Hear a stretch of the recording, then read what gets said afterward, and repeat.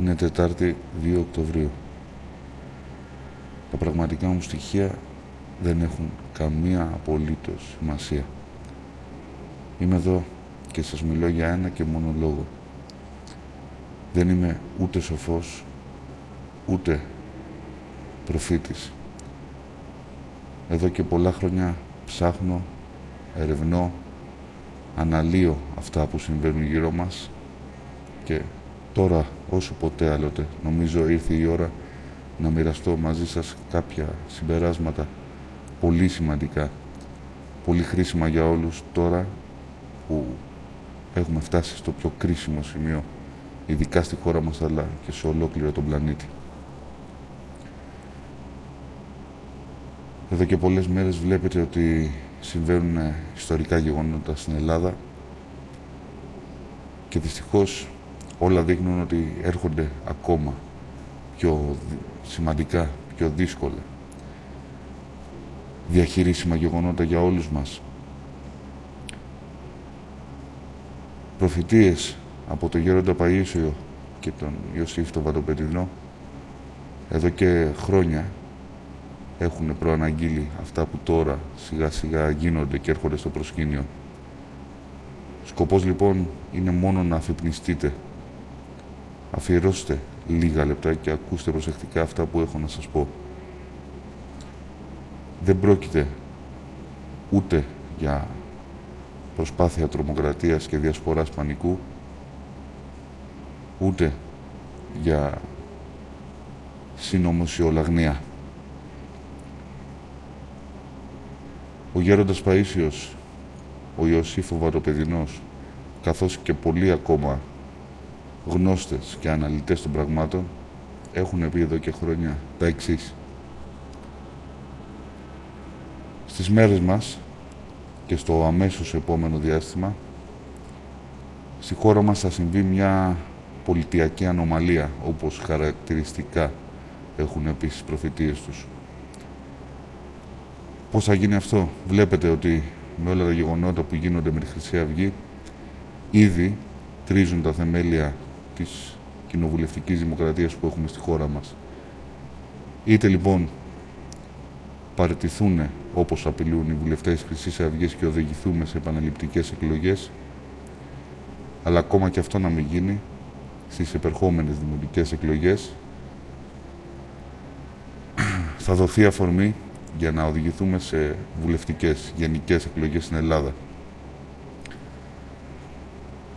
Από ό,τι όλα δείχνουν, ακόμα και οι δημοσκοπήσεις που γίνονται αυτές τις μέρες, θα δημιουργηθεί το εξής αδιέξοδο στην Ελλάδα, καθώς κανένα κόμμα, ειδικά από τα δύο που προηγούνται, τη Νέα Δημοκρατία και το ΣΥΡΙΖΑ, δεν θα μπορέσει να κατακτήσει το δικαίωμα στο να έχει αυτόνομη κυβέρνηση.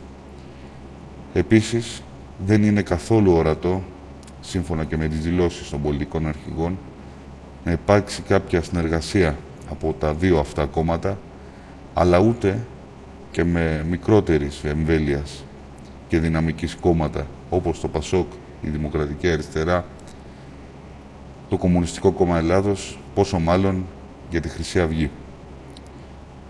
Αποτέλεσμα όλων αυτών θα είναι στη χώρα να υπάρξει αρκυβερνησία για κάποιο διάστημα, καθότι θα γίνουν επαναληπτικές εκλογές άκαρπα, χωρίς κανένα αποτέλεσμα, και θα οδηγηθούμε στην διάλυση της Βουλής και εκ νέου σε προκήρυξη εκλογών με νέους υποψήφιους όπως ορίζει το Σύνταγμα.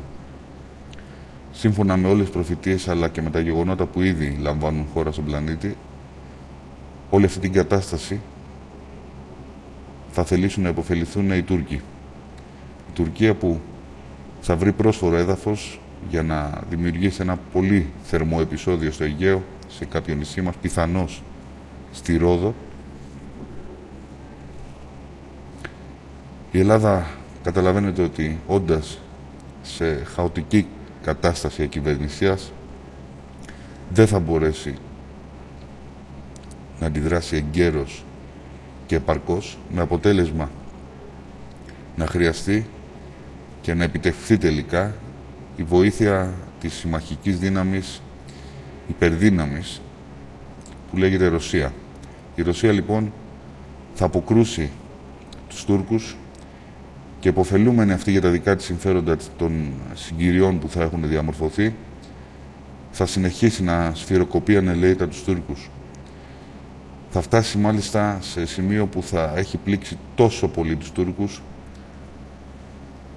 ώσπου θα έχει κατακτήσει ουσιαστικά πολύ μεγάλα κομμάτια της τουρκικής επικράτειας.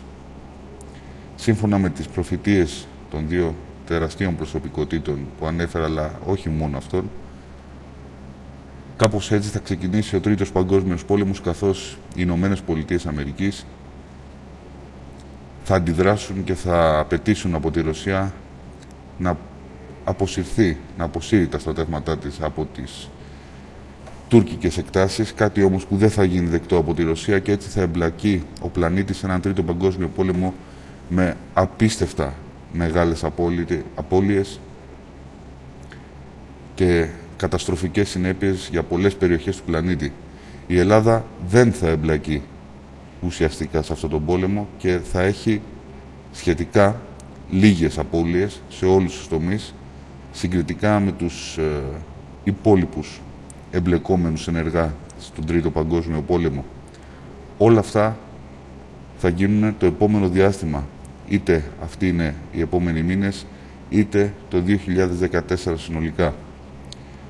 Στο τέλος αυτού του Παγκοσμίου Πολέμου, η Ρωσία ναι μεν θα έχει υποχωρήσει αισθητά από τις εκτάσεις που θα έχει καταλάβει, όμως η Ελλάδα θα βγει κερδισμένη, καθώς και τα στρατηγικά συμφέροντα της Ρωσίας, αλλά και οι πιέσεις από τις υπόλοιπες δυνάμεις θα επιβάλλουν κάποιες εκτάσεις, τις χαμένες πατρίδες όπως λέμε, να δοθούν στην Ελλάδα. Αυτό θα είναι βέβαια μια πολύ μεγάλη ιστορική στιγμή για εμάς, όμως όλο το προηγούμενο διάστημα οι Έλληνες θα υποφέρουμε, θα πεινάσουμε, θα ζήσουμε δύσκολες, τραγικές στιγμές και πρέπει να προετοιμαστούμε για όλα αυτά. Σε επόμενα βίντεο που θα ακολουθήσουν θα σας μιλήσω για πολλά ακόμα πράγματα που συμβαίνουν στο παρασκήνιο και μας επηρεάζουν καθημερινά και πολυεπίπεδα. Ήδη όλες οι μεγάλες δυνάμεις του πλανήτη προετοιμάζονται για κάτι μεγάλο. Συγκεντρώνουν προμήθειες, εκπαιδεύονται, δημιουργούν καταστάσεις χάους και κρίσης για να προετοιμάσουν το έδαφος για αυτά που έρχονται.